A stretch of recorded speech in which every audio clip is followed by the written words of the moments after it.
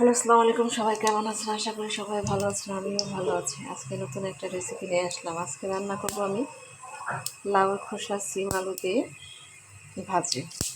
প্রথমে আমি তেল দিয়ে 5 ফোড়ন দিয়ে দিলাম। এখন আমি পেঁয়াজ দিয়ে দিব। পেঁয়াজ দিয়ে দিলাম। পেঁয়াজটা হালকা ভাজবো।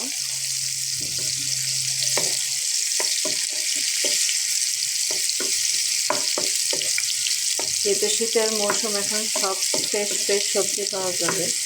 লাউটা অনেক ছিল, কচি ছিল, খোসাগুলো অনেক কষ্ণ ছিল আর কি, যেটাকে সিলেটি ভাষায় বলে।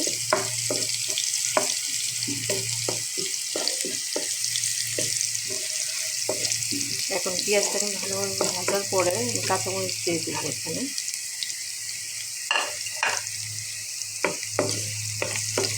এখন কাঁচামরিচ দিয়ে দিলাম। তারপর সবাই কেমন আছেন সেটা এসে করছেন। চারিদিকে তো এখন শুধু পিঠা খাওয়ার উৎসব। আমি অবশ্য পিঠা খুব কম খাই, তবে চেষ্টা করবো কয়েকটা পিঠার রেসিপি নিয়ে আবার হাজির হবো আমি। আশা করি আপনাদের ভালো লাগবে পিঠাগুলো।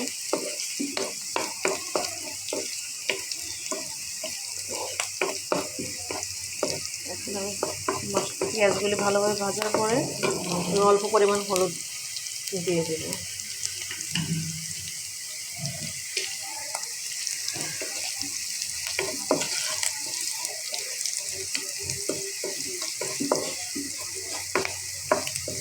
দেখেন পেঁয়াজটা ভালোভাবে ভাজা হয়ে গেছে আমার।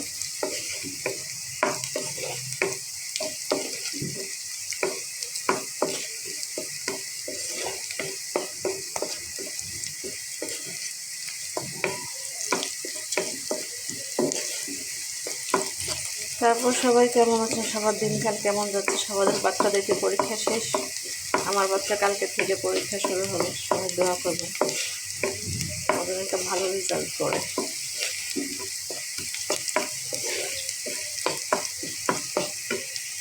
এখন আমি সবগুলো ভাজি দিয়ে দিই। এখন আমি কাটা ভাজিগুলো সব ফ্রাই প্যানে দিয়ে দিই। খুব নাড়াচাড়া দেবো।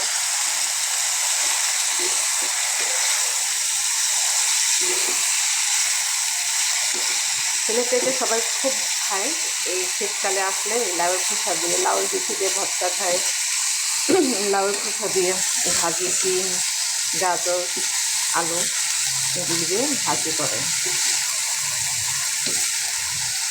আর শীতের সিজনে সব তরকারি খেতে ভালো লাগে। ডিফারেন্ট ডিফারেন্ট রান্না করতে মানুষ পছন্দ করে।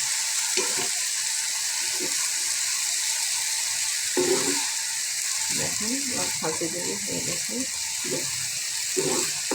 এখন এটা ঢাকনা দিয়ে ভরে দেবো। এখন আমি ঢাকনা দিয়ে এটা ভরে দিয়ে ঢিপ ঢিপ আঁচড়ে দিব, যাতে আস্তে আস্তে সিদ্ধ হয়। এখন আমি আমার নাড়াচাড়া দিয়ে দেবো ভাজিটা। এখন আমরা ভাজি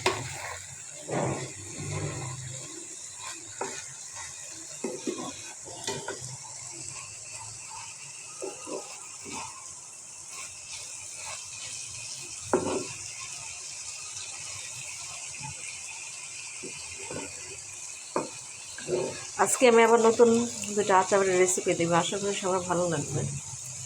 আজকে আমি নতুন আচার আবার রেডি করব। কারা যদি লাগে অর্ডার করতে পারেন। আমার পেজ আছে আয়ন কিচেন।